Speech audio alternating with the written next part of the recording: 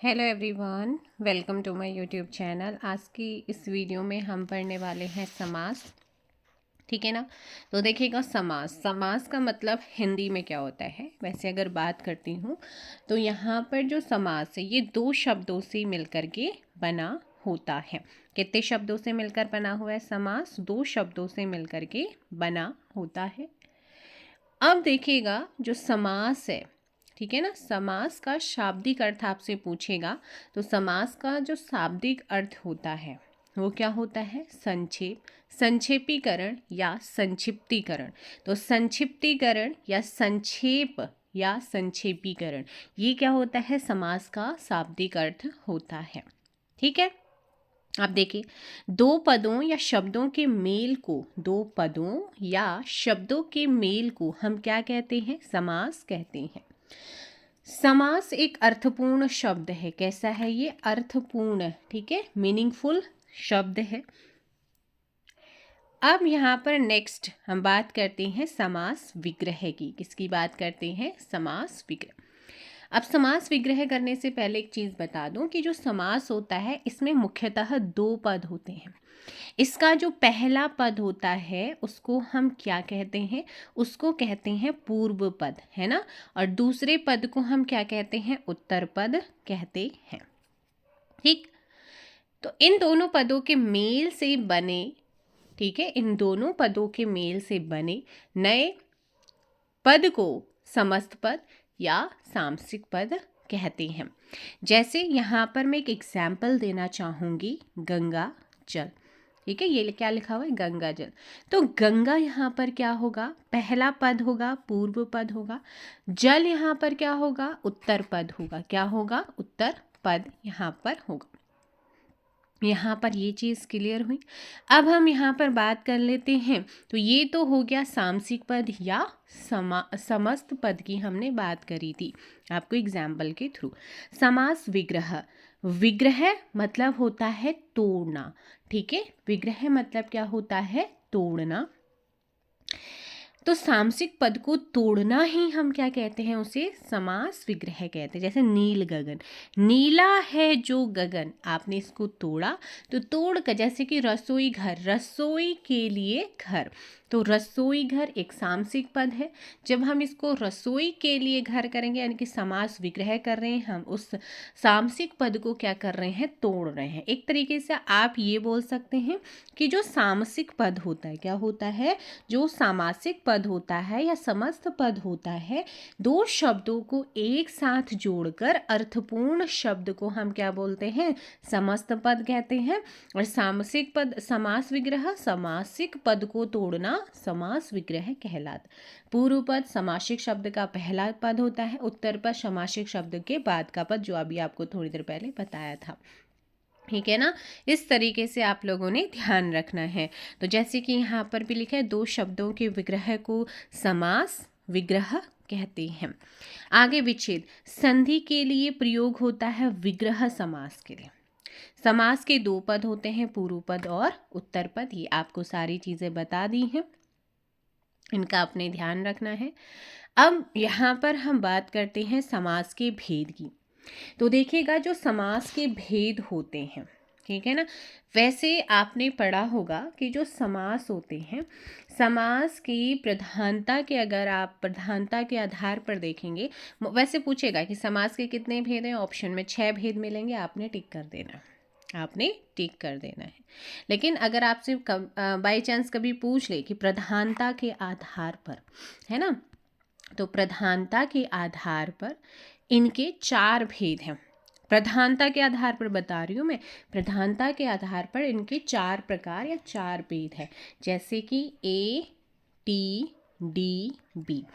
ए for अव्ययीभाव समास, T for तत्पुरुष समास, डी फॉर द्वंद्व समास, बी फॉर बहुब्रीहि समास। अब इसमें जो आप कहेंगे कि मैम वो दो कहाँ चले गए, कर्मधारय और द्विगु। तो इन्होंने प्रधानता के आधार पर जो है ना, तत्पुरुष के ही 2 भेद माने हैं। एक है आपका कर्मधारय और दूसरा है आपका द्विगु समास। लेकिन अगर आपसे पूछता है कि समास के कितने भेद हैं, मोस्टली अभी तक ऐसे ही पूछा है, तो आप 6 भेद लगाएंगे। कौन कौन से भाई? कि मैम ए, टी डी के, है ना, ए टी डी के डी बी। ए फॉर अव्ययी भाव समास, टी फॉर तत्पुरुष समास, डी फॉर द्विगु समास, के फॉर कर्मधारय, डी फॉर द्वंद्व समास, बी फॉर बहुब्री। आप इसे ऐसे भी बोल सकते हैं, ए टी डी का स्क्वायर, है ना, के बी। ए फॉर अव्ययी, टी फॉर आपका तत्पुरुष, एक डी का मतलब होता है द्वंद्व समास, दूसरे का द्विगु समास, के फॉर हो जाएगा कर्मधारय, बी का बहुब्रीय। अब यहाँ पर ही मैं आपको बता, जो आपके कारक होते हैं इसमें सिर्फ कर्ता को हटा दिया जाता है, बाकी आपके सेम ही होते हैं। अब ध्यान से सुनिएगा। अब मैम क्या बता रही हो आप, देखो जो अव्ययी भाव समास है, जो क्वेश्चन आपके बनते हैं, एक तो भेद से क्वेश्चन पूछता है। अब जो अव्ययी भाव समास होता है ना, इसमें किस चीज़ की प्रधानता देखने को मिलती है, तो यहाँ पर पूर्व पद की प्रधानता देखने को मिलेगी, और ये हमेशा क्या होते हैं, उपसर्ग आपको देखने को मिलेंगे। अब तत्पुरुष में आपको उत्तर पद की प्रधानता देखने को मिलती है। किसकी? उत्तर पद की प्रधानता किस में देखने को मिलती है? तत्पुरुष में। अब जो द्विगु है, तो द्विगु में भी क्या होता है भाई, जल्दी से बताइएगा। द्विगु समास में भी उत्तर पद प्रधान होता है, कर्मधारय में भी उत्तर पद प्रधान होता है। लेकिन जो द्वंद्व समास होता है ना, इसमें दोनों ही पूर्व पद और उत्तर पद दोनों की प्रधानता होती है। और जो लास्ट है बहुब्रीय समास, आपसे पूछेगा कि ऐसा कौन सा समास है जिसके दोनों पद प्रधान होते हैं, या ऐसा कौन सा समास है जिसका केवल उत्तर पद प्रधान होता है। ये क्वेश्चन आपके पर, ऐसा कौन सा समास है, कौन सा समास है जिसके दोनों पद अप्रधान, एक तीसरा ही पद क्या होता है, प्रधान होता है, तो वो है आप लोगों का बहुब्रीय समास। अब आइएगा एक एक करके इनकी डेफिनेशंस देखते हैं। जैसे कि अगर मैं बात करूं अव्ययी भाव समास की, तो अव्ययी भाव समास जिस समास का पहला पद या पूर्व पद अव्यय हो, अर्थात जिसमें प्रथम पद प्रधान हो, उसे अव्ययी भाव। और अव्यय आपको पता होना चाहिए, आपको पहले कराया है, जिसमें लिंग वचन कारक के आधार पर क्या नहीं होता है, परिवर्तन नहीं होता है ना, कोई चेंजेस नहीं आता, कोई बदलाव नहीं आता, उसे हम अव्ययी कहते हैं। तो इसमें जो होता है पहला पद क्या होता है भैया, प्रधान होता है, इसी को हम क्या कहते हैं, अव्ययी भाव समास कहते हैं। इसकी और पहचान बता दो मैम। तो इसको पहचानना है, तो इसको पहचानने के लिए उपसर्ग वाले पद होते हैं, इसके क्या होते हैं भाई, पहली पहचान उपसर्ग वाले पद, दूसरा प्रथम पद प्रधान होगा, तीसरा इसे पहचानने के लिए पूर्व पद, यानी कि जो पहला पद होता है वो छोटा परंतु ज़्यादा अर्थ होगा उसका, ठीक है, और समान अर्थ वाले दो शब्द एक साथ यहाँ पर प्रयोग होते हैं। जैसे उपसर्ग में तो हर दिन, हर पल, हर रोज, अनुक्रम, अनुवाद, अनुसार, जो अनिवार्य होते हैं, अपना रूप नहीं बदलते हैं, इस समास का पहला पद प्रधान होता है और अव्यय होता है। उपसर्ग वाले पद होते हैं, इसमें जो पूर्व पद होगा छोटा होगा लेकिन अर्थ उसका ज़्यादा होगा। समान अर्थ वाले दो शब्द, ठीक है ना, हाथों हाथ, दिनों दिन, भर पेट, यथाशक्ति, यथासंभव इत्यादि, रातों रात, प्रतिकूल, है ना, अनुरूप, आमरण, आजन्म, प्रतिदिन, तो इस तरीके से जो है यहाँ पर होगा। और दूसरा चीज़ इसमें मोस्टली अगर हम देखें, जब आप इसका विग्रह करते हैं ना, तो इसका अर्थ नकारात्मक नहीं जाएगा, ठीक है, इसका अर्थ क्या होगा, नकारात्मक, नेगेटिव नहीं जाता है। कुछ एग्जाम्पल देना चाहूँगी, जैसे कि मैंने कहा रातों रात, तो रात ही रात में, आजन्म, जन्म तक या जन्म से लेकर, प्रतिदिन की बात करते हैं, दिन दिन या प्रत्येक दिन, यथाशक्ति, शक्ति के अनुसार, हाथों हाथ, हाथ ही में हाथ, यथासंभव, संभावना के अनुसार, यथा विधि, विधि के अनुसार, उपकूल कई बार पूछा जाता है, तो उपकूल, कूल के समीप, कूल के समीप, व्यर्थ, बिना अर्थ का, आधोपांत, आदि से अंत तक, यथासाध्य, साध्य के अनुसार, पल पल यानी कि हर पल, यथा रुचि, रुचि के अनुसार। मैं कुछ इम्पोर्टेंट आपको जो बोले हैं वो इम्पोर्टेंट है। याव जीवन, एक आपका ये कई बार पूछा जा चुका है, याव जीवन, ठीक है, तो ये है, ये जौ है, तो इसका मतलब होता है जब तक जीवन है। प्रत्यक्ष अक्षी आँख के प्रति आगे, तो प्रत्येक एक एक यानी कि हर एक की हम बात करें, दिनानुदीन दिन के बाद दिन, आजीवन जीवन प्रयत्न, यथाशीघ्र जितना शीघ्र हो सके, अनुरूप रूप के अनुसार। तो ये आप लोगों के क्या है, समास है। ठीक है ना। अब हम देखते हैं नेक्स्ट समास आपका कौन सा है। तो यहाँ पर जो नेक्स्ट समास है वो है तत्पुरुष। तत्पुरुष समास की अगर हम बात करेंगे तो ध्यान से सुनिएगा, हम तत्पुरुष समास को यहाँ पर पढ़ने जा रहे हैं भाई, है ना। अब देखो तत्पुरुष, इसका उत्तर पद क्या होता है, प्रधान होता है। जिस समास का अंतिम पद या उत्तर पद क्या हो भैया, प्रधान हो, उसे हम तत्पुरुष समास कहते हैं। इस समास में पहला पद विशेषण जबकि दूसरा पद विशेष्य के रूप में प्रयोग होता है। दूसरा पद विशेष्य होता है, इसीलिए तत्पुरुष समास में दूसरा पद प्रधान होता है। ठीक है। कारक के अनुसार इसके अगर हम भेद की बात करते हैं, अब यहाँ पर देखो क्या लिखा हुआ, एक अलग डेफिनेशन आपको देखने को मिलती है। क्या, इसका उत्तर पद प्रधान होता है तथा दोनों पदों के बीच विभक्ति का लोप पाया जाता है। एक और पॉइंट आपको मिल गया। अब मैम इसकी पहचान कैसे करें, तो इसकी पहचान, एक तो दूसरा पद प्रधान होगा, विग्रह करने पर कारक की विभक्ति चिन्ह आएगी, अदरवाइज लोप होता है। विभक्ति के आधार पर तो तत्पुरुष समास के भेद का पता चलता है। तो यहाँ पर जो तत्पुरुष समास है, ठीक है ना, आपने कारक पढ़े होंगे, तो कारक के आधार पर तत्पुरुष समास का वर्गीकरण, जब वर्गीकरण करेंगे तो आपको देखने को मिलेगा यहाँ पर 6 भेद। तत्पुरुष समास के कितने भेद हैं, 6 हैं। कौन कौन से मैम, तो यहाँ पर कर्म ने कर्ता, कर्ता यहाँ पर नहीं आता है, तो करण, ठीक है ना, कर्म कर्ता ने कर्म को, यहाँ पर क्या आएगा, कर्म को, क्योंकि कर्ता नहीं आता है। करण से या फिर के द्वारा, है ना। फिर उसके साथ संप्रदान के लिए, अपादान से अलग होने का भाव यहाँ पर या तुलना होती है, संबंध का के की अभिकरण मैं पर, तो इस अधिकरण मैं और पर, है ना, इस चीज़ का आपने ध्यान रखना है।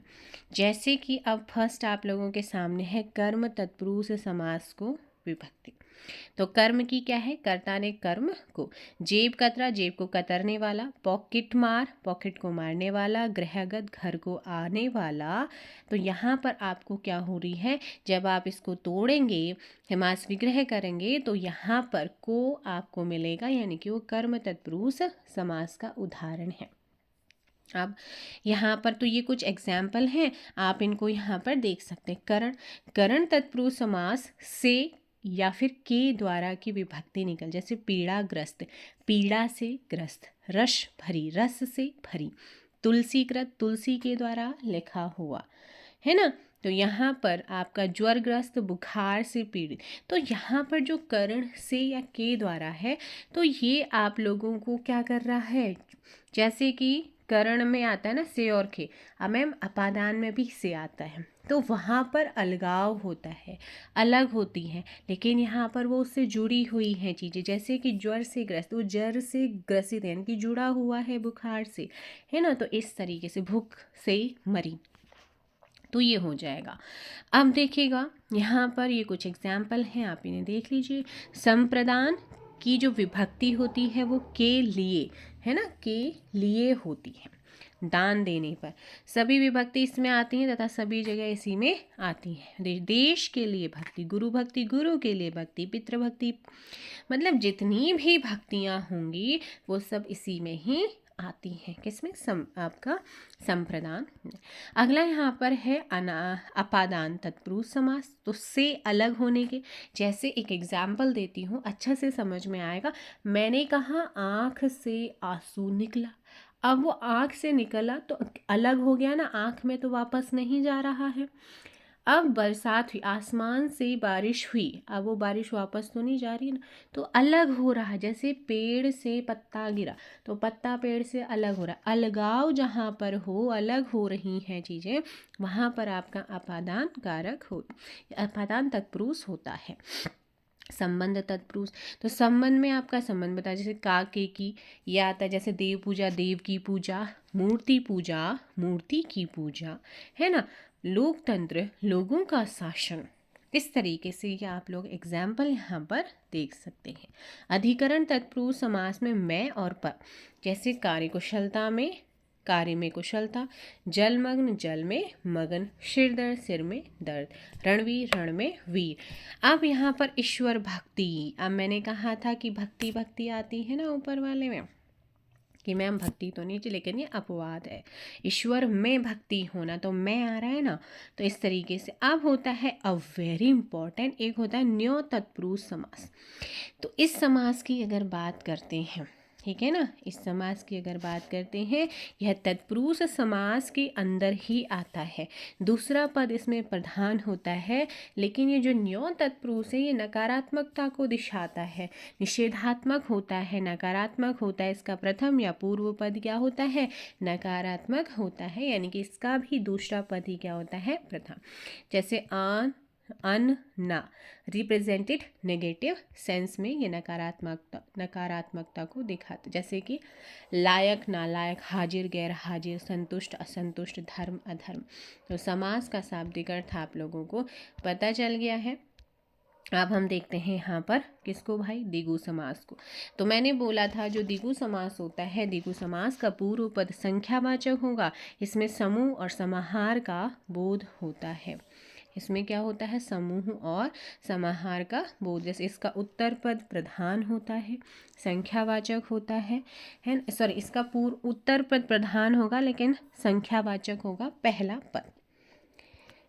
जैसे तिराहा, तीन राह, चौराहा, चार राह, दोपहर, दो पहर, त्रिभुज, त्रिभुज, तीन भुज, चतुर्भुज, चार भुज, दशानन, दश आनन, पंचवटी, पांच वटी, पंजाब, पांच आब वाले क्षेत्र, सप्ताह, 7 दिनों का समूह। तो यहाँ पर समूह और समाहार का बोध होता है, ठीक है ना। शताब्दी, 100 वर्ष की हम बात कर लेते हैं, तो ये इस तरीके से आप लोगों को देखने को मिल रहे हैं एग्जाम्पल। अब हम बात कर लेते हैं आपका फोर्थ समास, जो कि है कर्मधारय समास। अब ये जो चतुर्भुज है ना, ये आपने ऊपर भी पढ़ा है, लेकिन ये बहुब्रीहि में, अगर ऑप्शन में आप लोगों का द्विगु और आपका बहुब्रीहि दोनों है, तो फिर ये बहुब्रीहि में जाएगा। अगर आगे बात करते हैं आप लोगों का कर्मधारय समास। तो कर्मधारय की अगर हम बात करते हैं, इसका उत्तर पद प्रधान होता है, दोनों पदों के बीच विशेषण और विशेष्य का संबंध पाया जाता है। चांद सामुख, चंद्रमुख, जब आप इसे तोड़ेंगे चांद सामुख, इसमें मुख की तुलना चांद से की गई। विशेषण, ठीक है, और विशेष। तो इस तरीके से विशेष्य की विशेषता चंद्र, तो जो मुख है वो कैसा है, चंद्र सा है, तो यहाँ पर तुलना होती है, ठीक है। तो पहला पद दूसरे पद की विशेषता बताता है, यहाँ पर जो पहला पद है वो दूसरे पद की क्या बता, मुख विशेष्य है, उसकी विशेषता बता रहा है, तो उसे विशेषण कहते हैं। इसीलिए पूर्व पद को विशेषण और उत्तर पद को विशेष्य कहते हैं। जैसे कि नील कमल, नीला है जो कमल, नीलकंठ, नीले कंठ वाला, तो नीले विशेषण है और विशेष यहाँ पर कंठ वाला। तो इस तरीके से आप लोगों की ये एग्जाम्पल यहाँ पर आप देखेंगे। पीताम्बर, कमलनयन, मृगनयन, चरण कमल, नवयुग, नया युग, ठीक है ना। द्वंद्व समास, द्वंद्व का अर्थ टकराना होता है। द्वंद्व का अर्थ क्या होता है भैया, द्वंद्व का अर्थ होता है टकराना। इसके दोनों पद प्रधान होते हैं और दोनों पदों के बीच तथा और या अथवा आदि का लोप पाया जाता है। समास विग्रह के बाद दोनों पदों के भी या और अथवा लगाते हैं ऐसे शब्द जो अमूमन एक साथ बोले जाते हैं, जैसे कि दिन रात, दिन और रात, देश विदेश, देश और विदेश, राम और सीता, है ना, राधा कृष्ण, राधा और कृष्ण, पिता और पुत्र, दाल और भात, सुख और दुख, धूप और छाँव, माता और पिता। तो इस तरीके से अब यहाँ पर देखो भाई, 49, ठीक है। जब आप इसे नंबर में लिखेंगे तो द्वंद्व समास 2 अंकों में टूट गई है, तो द्वंद्व समास होगा। इस तरीके से आपने ध्यान रखना है। बहुब्रीहि समास की हम बात करते हैं भाई, लास्ट आप लोगों का समास है। तो बहुब्रीहि समास, बहुब्रीहि समास, इस समास का कोई भी पद प्रधान नहीं होता है। ये पद अपना वास्तविक अर्थ त्याग कर कोई नया और विशेष अर्थ ग्रहण कर लेते हैं, जैसे नीलकंठ, ठीक है, नीलकंठ, नीला है कंठ जिसका, कौन है वो, शिव जी। कौन है वो? शिव जी। अब और क्या चीज़? दो पद मिलकर किसी तीसरे अन्य की ओर इशारा करते हैं, दोनों पद अप्रधान होते हैं। जहाँ पर दिगु कर्मधारय बहुब्रीहि समास एक साथ हो तो वहाँ बहुब्रीहि समास ही इसका आंसर होगा। ठीक है, जैसे चंद्रशेखर, चंद्र है शिखर पर जिसके शिव जी, गजानन हाथी के समान मुख वाला गणेश जी, मुरलीधर मुरली को धारण करने वाला कृष्ण, हंसवाहिनी माँ सरस्वती के लिए यूज़ होता है, रघुपति रघु कुल का पति जो है राम। ठीक है, पंचानन 5 है जिसके मुँह, चतुर्भुज विष्णु। तो इस तरीके से ये आप लोगों ने ध्यान रखना है। और यहाँ पर कुछ अपवाद हैं, जैसे कि पीताम्बर विष्णु जी, ये कर्मधारय में भी आते हैं, पर ऑप्शन में अगर बहुब्रीहि है तो वही चीज़ मैंने बोला, तो आप लोगों को वो ध्यान रखना पड़ेगा। ठीक है, अब यदि दो अथवा दो से अधिक कर्ता हो और उनके मध्य अथवा या का आदि का प्रयोग हो तो अंतिम कर्ता के लिंग या वचन के अनुसार ही क्रिया के लिंग और वचन होंगे। तो ये तो अलग से पॉइंट है क्या। तो ये देखिएगा, ये था आप लोगों का पूरा समास। क्वेश्चंस आप लोगों को जल्दी ही मिलेंगे। आई होप सो आपको सेशन पसंद आया होगा। वीडियो को लाइक और शेयर ज़रूर कीजिएगा। Thank you so much.